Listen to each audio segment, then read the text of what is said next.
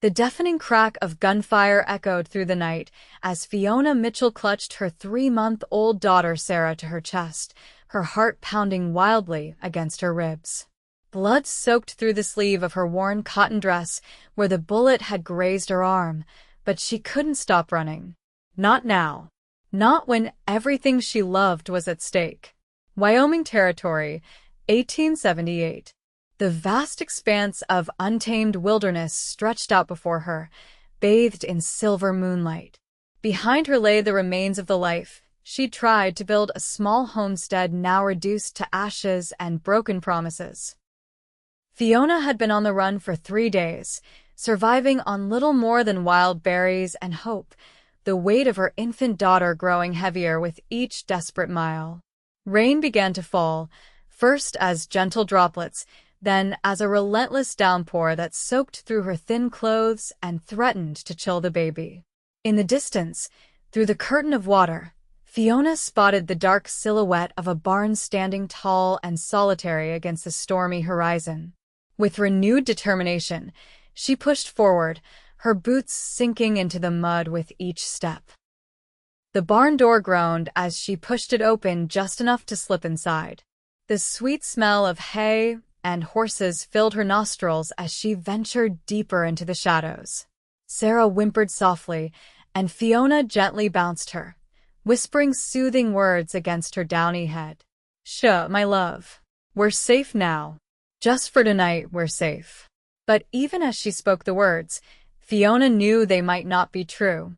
Whoever owned this barn would eventually return, and she'd have to decide whether to flee or throw herself at the mercy of strangers. Neither option seemed particularly promising.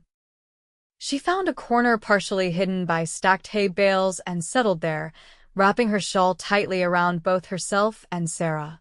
The baby's eyes fluttered closed, tiny fingers curled against Fiona's chest. Despite the pain in her arm and the gnawing hunger in her stomach, Fiona smiled at her daughter's peaceful face. "We'll find somewhere, Sarah," she whispered. "Somewhere they can't find us." The barn door swung open with a crash that startled Fiona awake. She hadn't meant to fall asleep. Sarah stirred against her chest, but miraculously didn't cry out. Outside, the storm had intensified, wind howling through the cracks in the wooden walls. A lantern's glow cut through the darkness, illuminating the tall figure of a man. Fiona pressed herself deeper into the shadows, one hand protectively covering Sarah's head. The stranger moved with purpose, hanging the lantern on a hook and shaking the rain from his duster. His spurs jingled with each step as he moved toward the horse stalls. "Easy there, Thunder," the man's deep voice rumbled as he tended to his horse.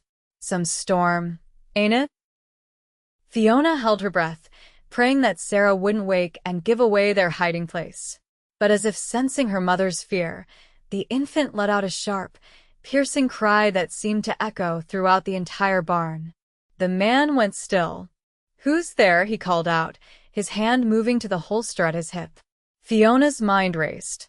She could try to run, but where would she go in this storm? With a wounded arm and a baby?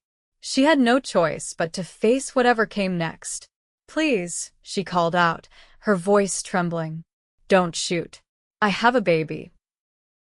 The lantern light moved closer, revealing a tall man with broad shoulders and a weathered face partially hidden beneath the shadow of his cowboy hat. His eyes, a startling shade of blue, widened slightly at the sight of her. "Madam," he said, lowering his hand from his gun. "What in tarnation are you doing in my barn?" "I'm sorry," Fiona replied, trying to quiet Sarah, who continued to fuss. "We needed shelter from the storm. We'll leave right away." The man's gaze traveled from Fiona's face to her torn, muddied dress, to the blood-stained sleeve, and finally to the infant bundled against her chest. His expression softened. "You're hurt," he observed. "It's nothing," Fiona lied, even as the wound throbbed painfully. The man stepped closer, and Fiona instinctively pulled back. "The name's Owen Blackwood," he said, keeping his distance and holding his hands up to show he meant no harm. "This is my ranch. And I ain't in the habit of turning away women and babies during storms. Fiona hesitated, studying his face for any sign of deception.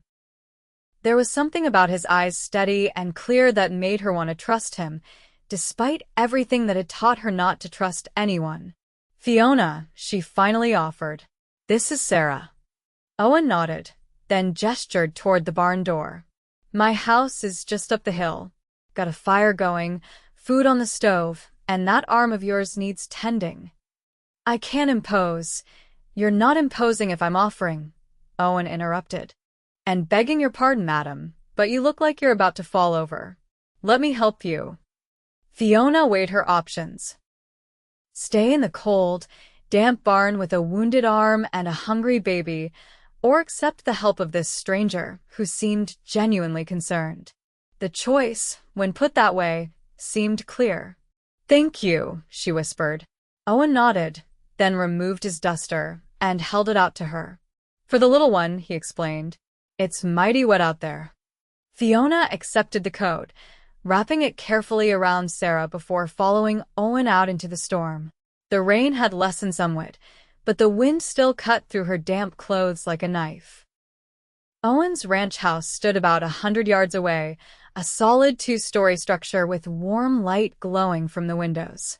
Inside, the house was simple but comfortable, worn furniture arranged around a stone fireplace, handmade quilts draped over chairs, the smell of coffee and something savory hanging in the air. Owen immediately stoked the fire, adding more logs until the flames leaped high. "Sit," he instructed, pointing to a rocking chair near the hearth. "I'll fetch some dry clothes for you both, and something for that arm." While Owen disappeared upstairs, Fiona gently rocked Sarah, who had calmed now that they were warm and dry. She surveyed the room, noting the lack of feminine touches. No woman lived here, that much was clear. Just a solitary cowboy in a big house. Owen returned with a bundle of clothes and a wooden box. "These belonged to my sister when she visited last year," he explained, handing her a simple cotton dress and some undergarments.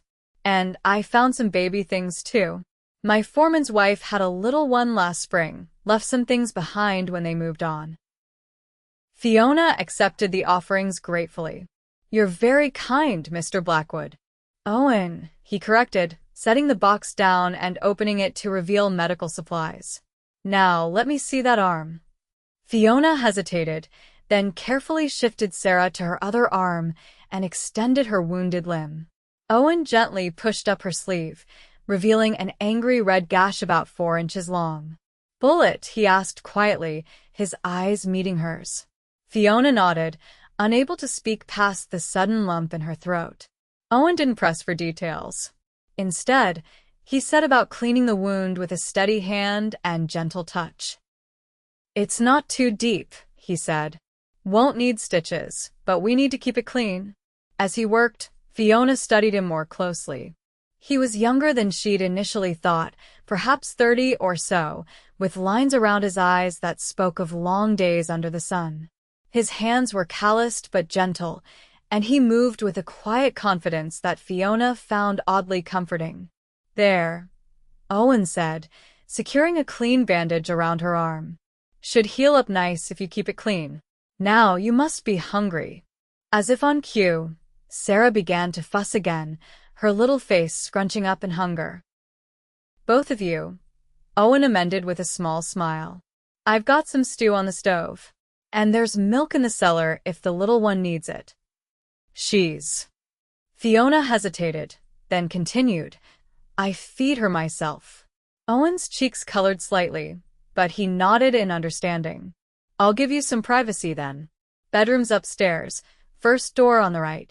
There's a wash basin with fresh water, and I'll bring up some hot water for proper wash if you'd like." "Thank you," Fiona said again, feeling overwhelmed by his kindness. After Owen had gone back to the kitchen, Fiona made her way upstairs to the bedroom he'd indicated. It was sparsely furnished but clean, with a large bed covered in a patchwork quilt and a small cradle in the corner likely left behind by the foreman's family. She changed into the dry clothes, grateful for their warmth, then sat on the edge of the bed to feed Sarah. As her daughter nursed contentedly, Fiona allowed herself to relax slightly for the first time in days. They were safe, at least for tonight. Tomorrow would bring its own challenges, but for now, this was enough. A gentle knock at the door startled her. "Fiona? I've brought some hot water and food if you're decent." "Just a moment," she called back, quickly adjusting her clothing. "Come in." Owen entered carrying a tray laden with a steaming bowl of stew, fresh bread, and a pot of tea, along with a bucket of hot water. He set everything down on a small table near the window, careful to keep his eyes averted. "I'll be downstairs if you need anything else," he said, turning to leave.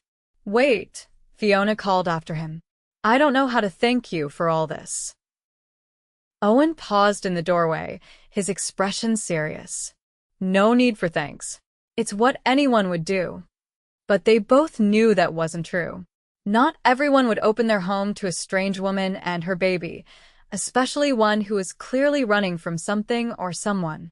"Get some rest," Owen said softly. "You're safe here." After he left, Fiona laid Sarah down in the cradle and devoured the stew and bread, not realizing how hungry she'd been until the food was before her. The hot water was a luxury she hadn't experienced in days, and she savored the feeling of being clean again as she washed away the dirt and blood. Later, as she lay in the unfamiliar bed with Sarah sleeping peacefully beside her, Fiona stared up at the ceiling and wondered what kind of man Owen Blackwood was, to show such kindness to strangers. And she wondered how long they could stay before the past caught up with them. Morning arrived with golden sunlight streaming through the curtains. For a moment, Fiona was disoriented, unsure of where she was. Then the events of the previous night came rushing back, and she quickly checked on Sarah, who was still sleeping soundly. The smell of coffee and bacon drifted up from downstairs, and Fiona's stomach growled in response. She dressed quickly in the borrowed clothes, gathered Sarah in her arms, and made her way down to the kitchen.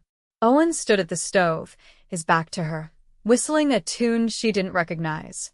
He'd shed his cowboy hat and coat, and Fiona could see that his dark hair was slightly too long, curling at the nape of his neck. "Good morning," she said softly. Owen turned, a smile lighting his face. "Morning." "Hope you slept well." "Better than I have in weeks," Fiona admitted. "Thank you."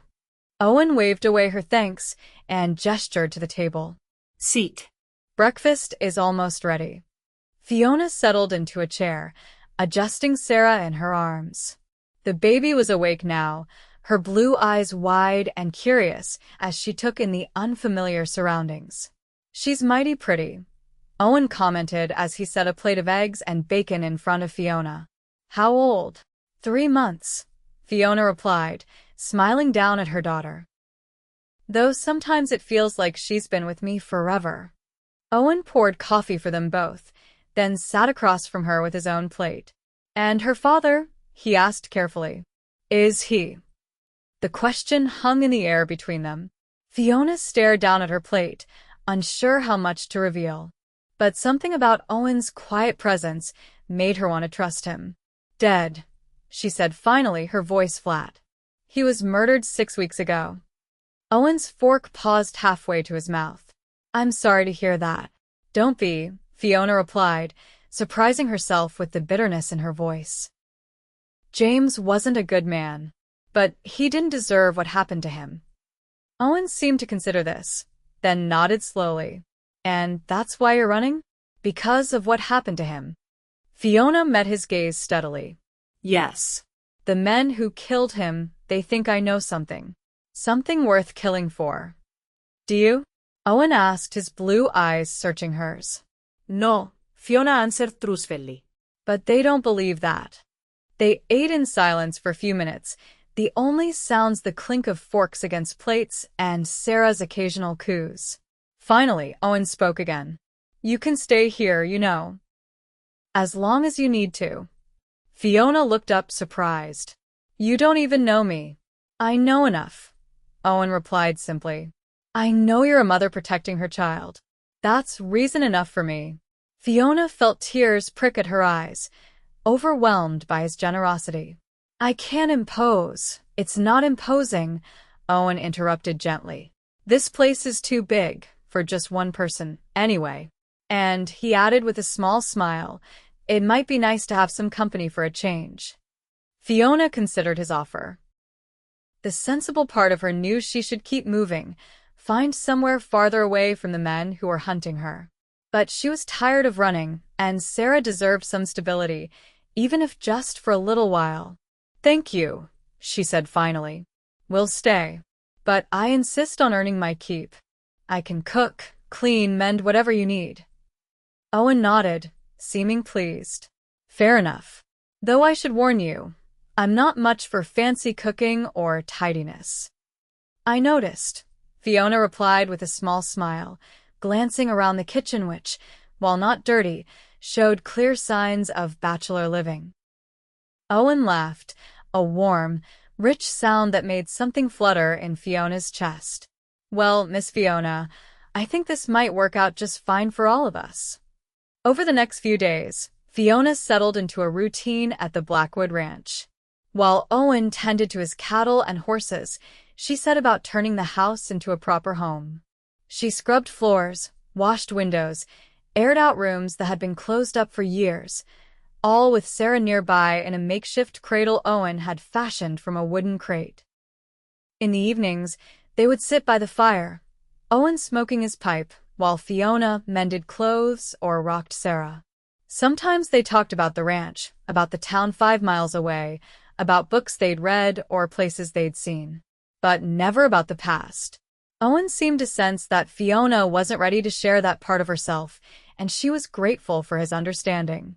A week after her arrival, Owen came in from the fields earlier than usual, his expression troubled. Everything all right?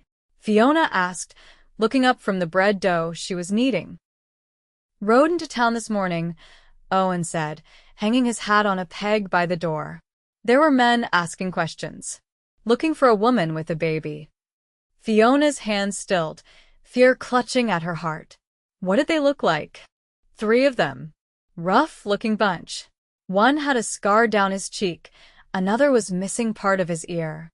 Jed Winters and his brothers, Fiona whispered, recognizing the description. They worked for my husband. Owen moved closer, his voice low and urgent. Did anyone in town see you when you arrived? Fiona shook her head. No, I came through the wilderness. Avoided the roads. Good. Owen nodded, seeming relieved. They didn't mention you by name, at least not where I could hear. Just said they were looking for a young widow and her child. What did you tell them? Fiona asked, dreading the answer. Nothing, Owen replied firmly. It's none of my business to help strangers find a woman who clearly doesn't want to be found. Fiona felt a rush of gratitude, but it was quickly replaced by fear. They'll keep looking, and eventually they'll find us. Not if they think you've moved on, Owen said thoughtfully.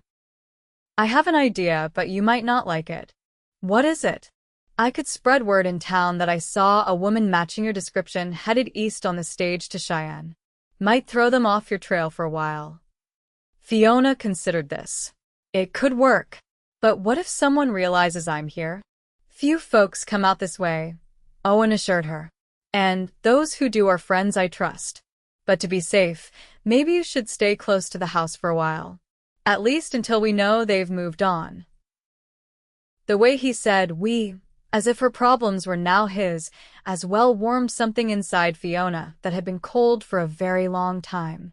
She nodded in agreement. Thank you, Owen. I don't know why you're helping us, but I'm grateful. Owen's eyes softened as he looked at her. Some things don't need explaining, Fiona. Sometimes you just know when something's right.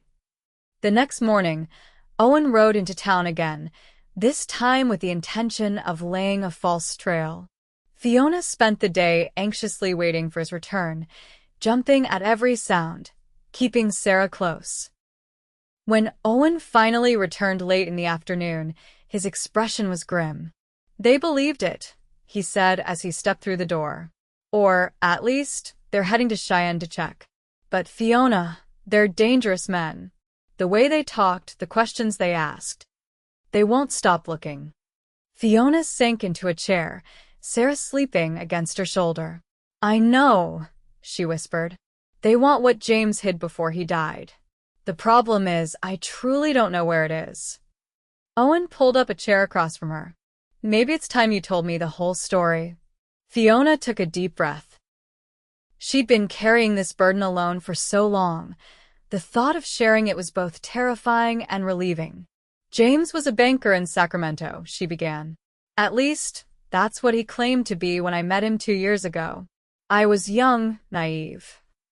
And he was charming. We were married within months. She paused, memories washing over her.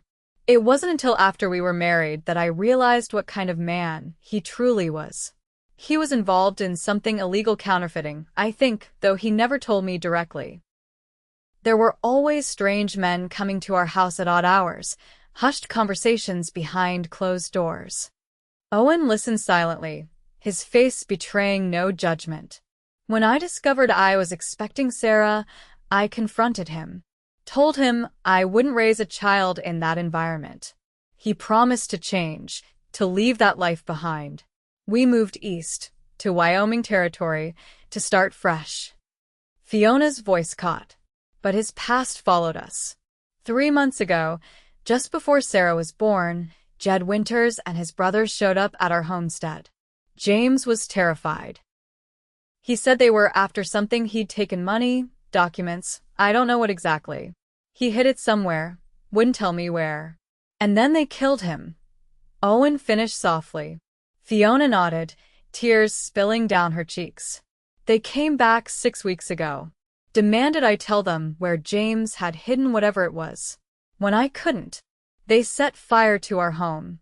I grabbed Sarah and ran. They've been hunting us ever since. Owen reached across the table and took her hand in his touch warm and reassuring.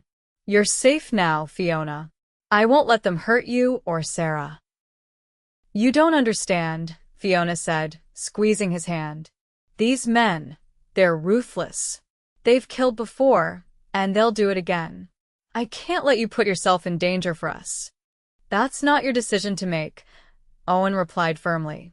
I made my choice the moment I found you in my barn. His words hung in the air between them, heavy with meaning. Fiona looked into his eyes and saw determination there, along with something else, something that made her heart beat faster. Thank you, she whispered, unable to find words adequate to express her gratitude. That night, a fierce storm blew in from the mountains, rattling the windows and howling around the corners of the house. Fiona lay awake, listening to the wind and rain, Sarah sleeping peacefully beside her. Despite Owen's reassurances, fear still gnawed at her. What if the Winters brothers didn't believe the false trail? What if they came here, to the ranch? A particularly loud crash of thunder startled Sarah awake, and she began to cry. Fiona quickly lifted her, murmuring soothing words, but the baby remained inconsolable, her wails rising above the storm. A soft knock at the door was followed by Owen's concerned voice. Everything all right in there? Yes, Fiona called back, bouncing Sarah gently, just a bit frightened by the storm. The door creaked open, and Owen stood in the doorway, a lamp in his hand. Thought you might need some help. He moved to the bedside, setting the lamp on the nightstand. May I? He asked, holding out his arms. Surprised, Fiona handed Sarah to him. The baby's cries immediately lessened as Owen cradled her against his broad chest, one large hand supporting her tiny head. There now, little one, he murmured, his deep voice rumbling soothingly. It's just a storm. Nothing to fear. Fiona watched in amazement as Sarah's cries subsided completely, her little body relaxing against Owen. How did you do that? Owen smiled, a gentle expression that transformed his rugged features. Had 6 younger siblings growing up. Learned a thing or two about calming babies. He began to hum softly, a gentle melody that blended with the sound of the rain. Sarah's eyes grew heavy, and soon she was asleep again. "You're good with her," Fiona observed quietly. Owen carefully laid Sarah back in her cradle, his movements surprisingly gentle for such a large man. "She's easy to be good with," he replied. "Sweet little thing." He straightened up, suddenly seeming aware of the intimacy of the moment standing in her bedroom in the middle of the night, both of them in their night clothes. "I should let you get back to sleep." "Owen," Fiona called softly as he turned to leave. Would you stay?" "Just until the storm passes. I'm a bit frightened myself." It was a confession she wouldn't have made to anyone else, but with Owen, the truth seemed to come easier. He hesitated for just a moment before nodding. "Of course." He settled into the chair by the window, his large frame barely fitting. "I'll be right here." Fiona lay back down, pulling the quilt up to her chin. The knowledge that Owen was there, watching over them, allowed her to finally relax. Just before sleep claimed her, she heard him speak, so softly she almost missed it. "I'll always keep you safe, Fiona. Both of you." In the golden light of morning, Fiona awoke to find the chair empty, Owen having slipped out sometime during the night. But the feeling of security he'd brought remained, wrapping around her like a warm blanket. As the days turned into weeks, life at the Blackwood Ranch settled into a comfortable rhythm. Fiona took over the running of the household, cooking meals that Owen declared were better than anything I've eaten in years, tending to the vegetable garden that had been neglected, and even learning to milk the 2 cows that provided fresh dairy. Owen, for his part, seemed to take genuine pleasure in having them there. He built a proper crib for Sarah, carving little horses and stars into the headboard. In the evenings, he would often hold the baby, letting Fiona have some time to herself, though she usually chose to stay nearby, enjoying the sight of the big, rough cowboy gently rocking her daughter. As for the Winters brothers, there had been no sign of them since they'd followed the false trail to Cheyenne. Owen made discreet inquiries in town and learned they had indeed passed through, asking questions about a woman and baby on the eastbound stage, before moving on. "Doesn't mean they won't come back," Owen cautioned. "But for now, it seems they're looking in the wrong direction." The knowledge that they might have some respite, however temporary, allowed Fiona to breathe easier. And with that easing came other feelings she hadn't expected to develop. She found herself watching Owen as he worked around the ranch, admiring the strength in his shoulders, the gentleness in his hands, the way the sun brought out gold highlights in his dark hair. She noticed how his eyes crinkled at the corners when he smiled, how he always seemed to know when she needed help before she asked, how he treated Sarah as if she were his own. These thoughts both thrilled and terrified her. After James, she had sworn never to trust another man, never to be vulnerable again. Yet here she was, her heart opening to Owen, like a flower to the sun. One evening in late October, nearly 2 months after she'd first stumbled into his barn, Fiona stood at the kitchen window watching as Owen chopped firewood in the yard. The air had turned crisp with the approach of winter, and his breath formed white clouds in the cold air. Sarah, now 5 months old and growing stronger every day, sat in her high chair, babbling happily as she played with a wooden spoon. Fiona smiled at her daughter, then returned her gaze to the man outside. "What do you think, Sarah?" she asked softly. "Do you think it's possible to start over? To find happiness again?" Sarah responded with a cheerful gurgle, dropping the spoon to reach for her mother. Fiona lifted her, pressing a kiss to her chubby cheek. "I think so too," she whispered. The door opened, and Owen stepped inside, bringing with him the scent of cold air and pine. He stamped the snow from his boots and hung his coat by the door. "Smells good in here," he commented, eyeing the pot of stew simmering on the stove. "Should be ready soon," Fiona replied, trying to ignore the flutter in her stomach when he smiled at her. Owen crossed the room to where she stood with Sarah, reaching out to chuck the baby under her chin. Sarah grabbed his finger with her tiny hand, grinning toothlessly up at him. "Well, Look at you, little miss, Owen said, his voice softening as it always did when he spoke to the baby. Getting stronger every day, aren't you? The tenderness in his expression made Fiona's heart ache with longing. Before she could stop herself, she blurted out, "Why aren't you married, Owen?" The question seemed to catch him off guard. He looked up from Sarah, his blue eyes meeting Fiona's with surprise. Fiona hurried on, feeling her cheeks heat, "you're kind, hard-working, good with children. Surely there must have been women." Owen's expression turned thoughtful. "There was someone once. Charlotte was her name. We were engaged to be married about 5 years back." "What happened?" Fiona asked softly. "She took sick," Owen replied, his voice low. Influenza. "Didn't make it through the winter." "I'm so sorry," Fiona said, regretting her question. "I shouldn't have pried." "No, it's all right," Owen assured her. "It was a long time ago.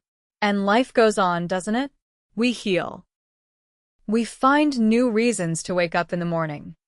His gaze lingered on her face, then shifted to Sarah, who was still clutching his finger. The implication of his words hung in the air between them, unspoken but unmistakable.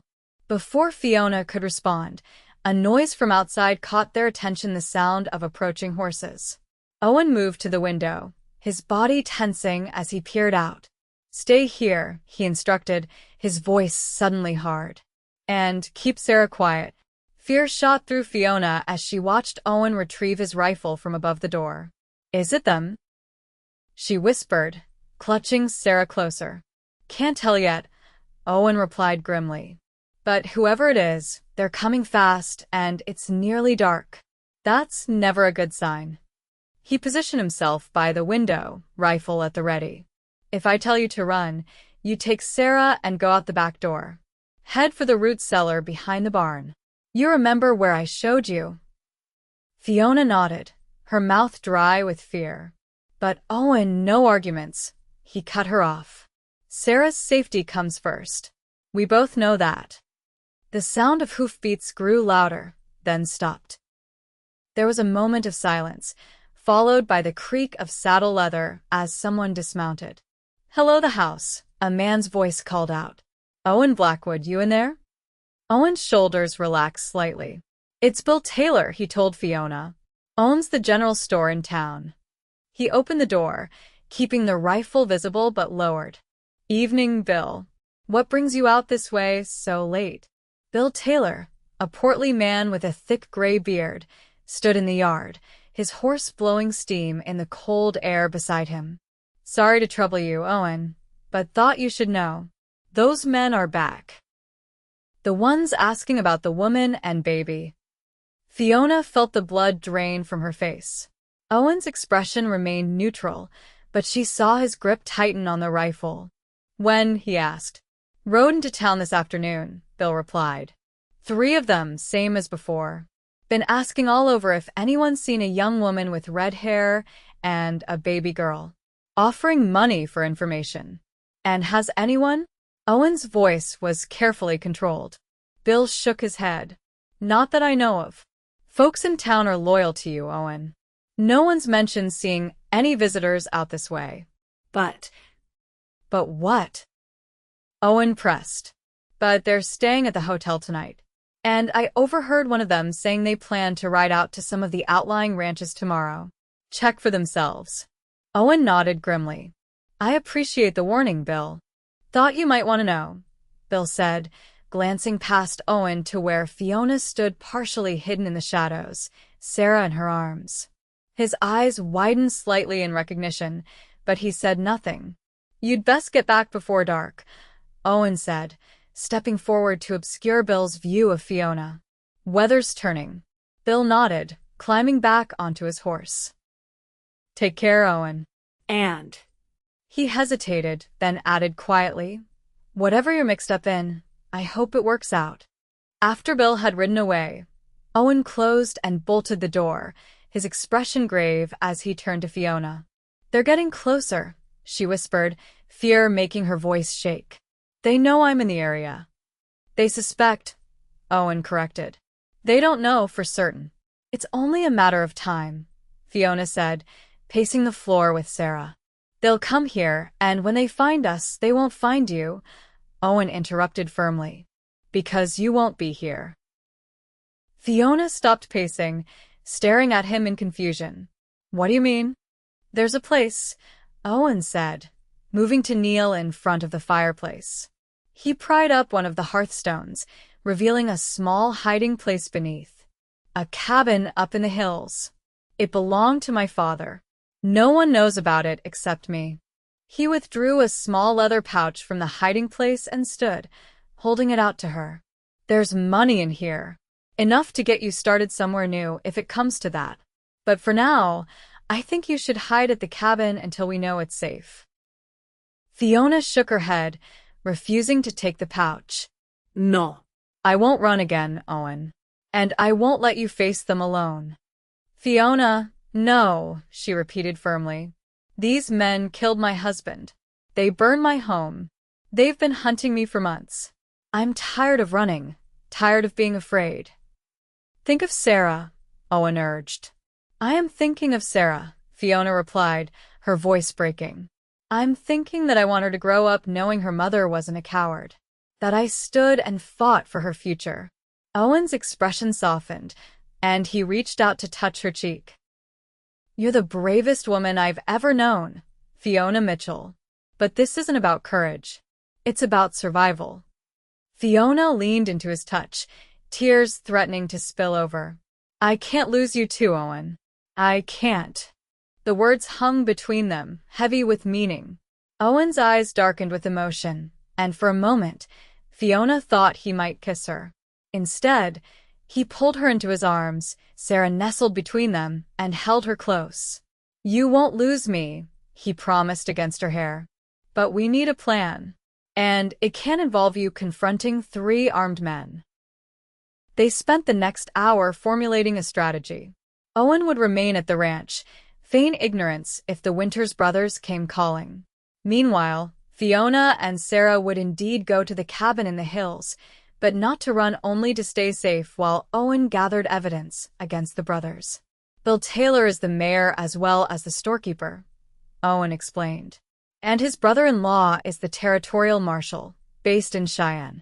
If we can prove these men are wanted criminals, the law will handle them. And how do we prove that? Fiona asked skeptically. Owen's expression turned grim. Leave that to me. For now, we need to get you and Sarah to the cabin before dawn. They worked through the night, packing supplies and preparing for what might be a lengthy separation. Fiona fought against the fear that threatened to overwhelm her, fear not just of the Winters brothers, but of being parted from Owen, who had become so essential to her happiness in such a short time. As the first pale light of dawn crept over the horizon, they stood beside Owen's wagon, loaded with everything Fiona and Sarah would need at the cabin. The baby slept peacefully, bundled against the cold in layers of blankets. The cabin's about 3 hours' ride into the hills, Owen said, helping Fiona up onto the wagon seat. There's a stream nearby for water, plenty of firewood stacked inside. You should be comfortable there. Fiona nodded, trying to memorize every detail of his face. How long will we be apart? A few days at most, Owen promised. Just until I can contact the marshal and sort this out. He hesitated, then reached up to take her hand in his. Fiona, when this is over, when you're safe. There's something I need to tell you. Tell me now, she urged, her heart pounding.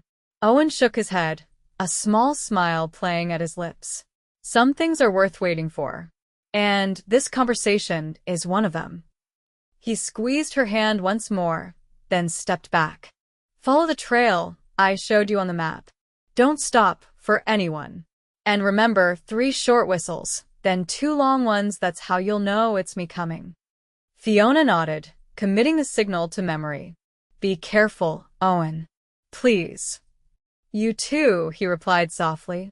Take care of our girl. Our girl. The words sent a surge of warmth through Fiona's chest, despite the gravity of the situation. With one last look at Owen, She flicked the reins, and the wagon began to move down the trail toward the hills. The journey to the cabin was tense, every sound in the forest making Fiona jump. But they encountered no one, and by mid-morning, they arrived at their destination, a small but sturdy log cabin nestled in a clearing, surrounded by towering pines. Inside, the cabin was simple but comfortable, with a stone fireplace, a rough-hewn table and chairs, a narrow bed in one corner, and various supplies stacked neatly against the walls. Fiona quickly set about making it habitable, lighting a fire to ward off the autumn chill, and arranging a sleeping space for Sarah. As she worked, she tried not to think about Owen, alone at the ranch, potentially facing 3 dangerous men. She tried not to imagine what might happen if they didn't believe his claims of ignorance about her whereabouts. She tried not to picture him hurt, or worse. But as the day wore on, and then another, with no sign of Owen, her worries grew. She kept Sarah close, singing to her, reading from the few books Owen had packed, trying to maintain a sense of normalcy despite the fear that gnawed at her insides. On the 3rd morning, Fiona was awakened by the sound of approaching hoofbeats. Her heart leaped, then immediately constricted with fear. Was it Owen? Or had the Winters brothers somehow found them? She quickly gathered Sarah from her makeshift crib and retreated to the back of the cabin, where Owen had shown her a small trapdoor leading to a root cellar beneath the floor. Just as she was about to descend, she heard it 3 short whistles, followed by 2 long ones. Relief flooded through her, so intense she nearly collapsed. She rushed to the door, threw it open, and there was Owen, dismounting from his horse, his face breaking into a wide smile at the sight of her. "You're safe," she breathed, barely able to speak past the lump in her throat. "We all are," Owen replied, striding toward her. Without hesitation, he pulled her and Sarah into his arms, holding them tight against his chest. "It's over, Fiona. They're gone."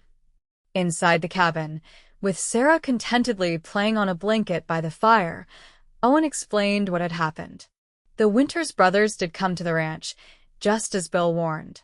They were suspicious, searched the house, but of course found nothing. "I played dumb, said I hadn't seen any woman or baby." "Did they believe you?" Fiona asked anxiously. "Not entirely," Owen admitted, "but it didn't matter." While they were at the ranch, the territorial marshal arrived with a posse. "How?" "I sent a telegram the day Bill warned us," Owen explained. "Turns out the Winters brothers were already wanted in 3 territories for murder, robbery, and counterfeiting. The marshal had been tracking them for months." "So they've been arrested?" Fiona asked, hardly daring to believe it could be so simple. Owen's expression turned grave. "Jed and the youngest brother, Tom, yes. The middle brother, Frank, tried to run. Drew on the marshal." He paused. "He didn't make it." Fiona sat in stunned silence, processing this information. The men who had haunted her nightmares for months were now gone, 2 to face justice, 1 to face judgment of a different kind. "It's really over?" she whispered, tears filling her eyes. Owen moved to sit beside her, taking her hands in his. "It's really over. You and Sarah are safe now. You can go wherever you want, do whatever you want. You're free."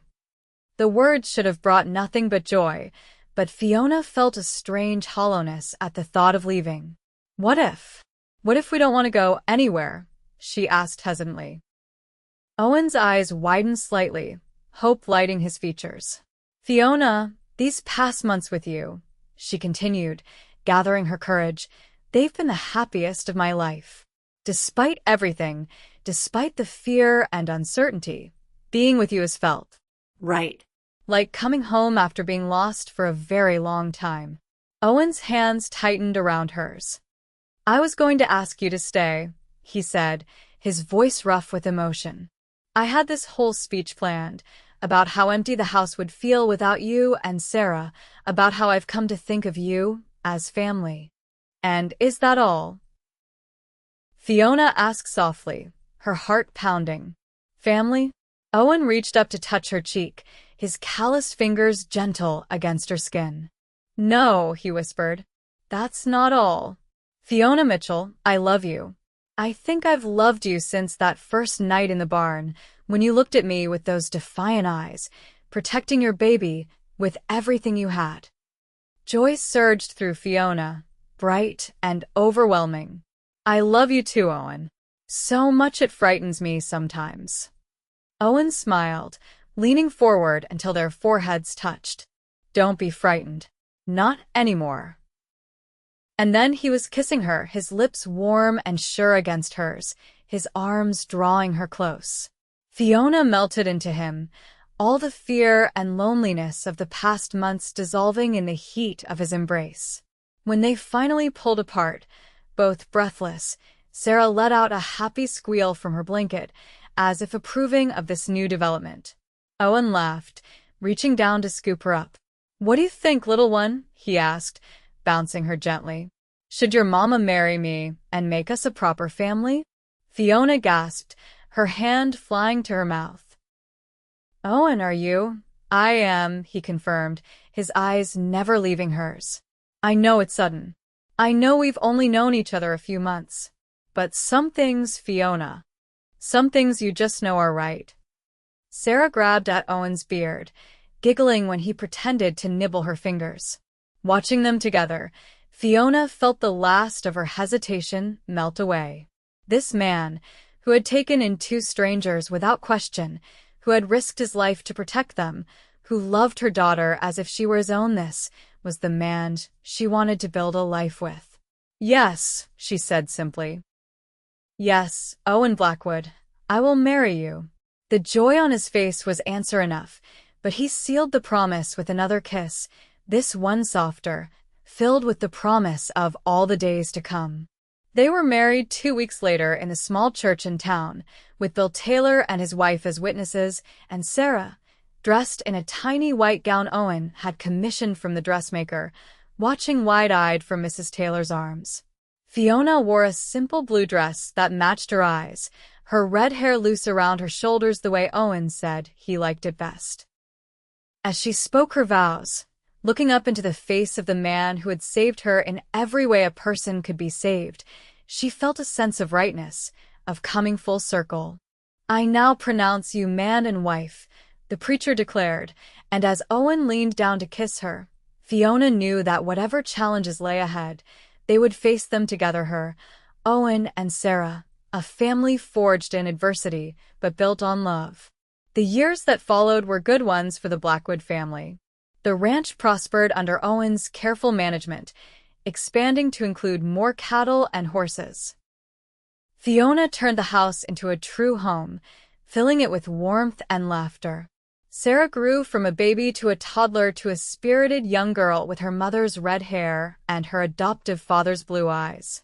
She followed Owen everywhere, learning to ride almost before she could walk, helping with the animals, soaking up his stories and wisdom like a sponge. And she was joined, in time, by siblings, first a brother, James Owen, named in part for the father she would never know but with the strong, honorable name of the man who had stepped into that role. Then twin girls, Charlotte and Rose, who arrived on a snowy December night with the help of Mrs. Taylor, since the doctor couldn't make it through the drifts. Life wasn't always easy. There were harsh winters when the snow piled high and the cattle needed constant attention. There were dry summers when the crops struggled and water had to be rationed. There was the year Sarah fell from her horse and broke her arm, and the terrible month when little James contracted scarlet fever and they feared they might lose him. But through it all, the love between Owen and Fiona only deepened, strengthened by each challenge overcome, each joy shared. At night, after the children were asleep, they would often sit on the porch, watching the stars while overhead, Owen's arm around Fiona's shoulders, her head resting against his chest. Do you ever think about that night? Owen asked once, on the 5th anniversary of the day she'd stumbled into his barn. How different our lives might have been if you'd chosen another direction, another barn to hide in?